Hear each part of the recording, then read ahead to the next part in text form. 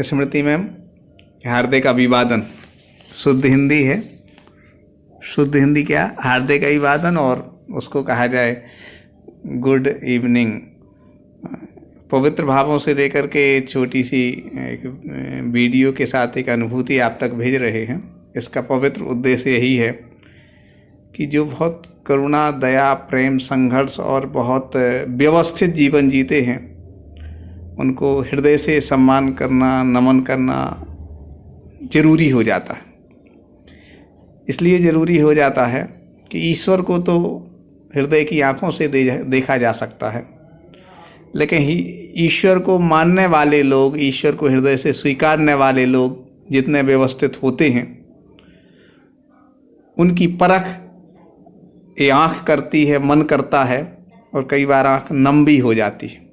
क्योंकि जो ईश्वर को हृदय से मानते हैं वो ऑनेस्ट होते हैं, ईमानदार होते हैं। आप ऑनेस्ट और ईमानदार हैं, शायद इसलिए हजार संघर्षों में मुस्कुराते हैं और इतने व्यवस्थित हैं कि आज कुछ लिस्ट चेक कर रहे थे। चेक क्या कर रहे थे, वो एक आदेश हुआ था कि किसको कैसे मार्क्स मिले। इतने अच्छे स्वरूप में उस सिग्नेचर हुए, खूब अच्छा व्यवस्थित अंक उसमें लिखा गया।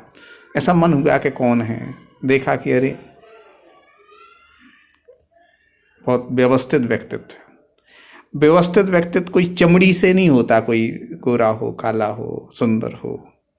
व्यवस्थित व्यक्ति होता है जो उसके लिए मिला है उसको कितनी विशुद्धि के साथ, शुद्धि के साथ उसका सदुपयोग कर रहा है। किसी की आंख बड़ी हो, छोटी हो, चल जाएगा। एक आंख हो, नहीं हो तो भी चल जाएगा। एक हाथ हो, नहीं हो तो भी चल जाएगा। शरीर कितनी सुंदर कुरूप हो, ये कोई मायने नहीं रखता। हमारी भावनाएं कितनी सुंदर और कितनी विशुद्ध हैं, मायने ये रखती हैं। जिसने संघर्ष कर लिया वो विशुद्ध होता ही है, पवित्र होता ही है, निर्मल होता ही है। हाँ, यदि ईश्वर से जुड़ा है तो, और ईश्वर से नहीं जुड़ा ना तो संघर्षों में टूट जाता है। लोग ड्रिंक करने लगते हैं और बहुत सारे नशे आ जाते हैं। लेकिन जो अच्छे लोग रहते हैं वो संघर्षों में ही मुस्कुराते हैं। क्यों? क्योंकि उनका ईश्वर उस विशुद्धि को, उस पवित्रता को, उस स्वरूप को समझ रहा है। और जो ईश्वर के स्वरूप को समझ लेता है या समझने की कोशिश करता है, वो हमारे स्कूल की आदर्श शिक्षिका स्मृति जी जैसा होता। एक भाई के रूप में आपको हृदय से नमन करते हैं। हमें सौभाग्य है कि इतने अच्छे व्यवस्थित लोगों के साथ हमें काम करने का अवसर मिल रहा है। बहुत कुछ सीखने को मिलता है, चलना, बैठना, बोलना, खाना, हर चीज़। और यदि हम सीखना चाहें तो सीखें, और नहीं सीखना चाहें तो ईर्ष्या भी कर सकता है, जेलसी भी रख सकता है। ईर्ष्या और जेलसी में आग लगती है, कष्ट होते हैं, तनाव आता है, जीवन खत्म होता है। स्नेह में, प्रेम में, अपनत्व में, सकारात्मक बुद्धि में, अच्छे गुणों को जीवन में आत्मसात करने में सुख आता है। स्मृति मैडम बनती हैं।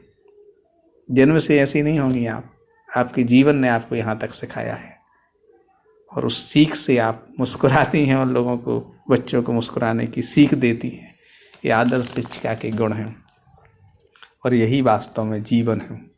अनेक जन्मों के पुण्य होते हैं जब कोई शिक्षक या शिक्षिका बनता है। ईश्वर का दूसरा रूप होता है शिक्षक, देवी का दूसरा रूप होता है शिक्षक, शिक्षिका। वो दिखता है। हम यही अपेक्षा करेंगे इन पंक्तियों के साथ आपके लिए कि स्मृति ईश्वर के प्रेम की सदा बनी रहे। स्मृति ईश्वर के प्रेम की सदा बनी रहे।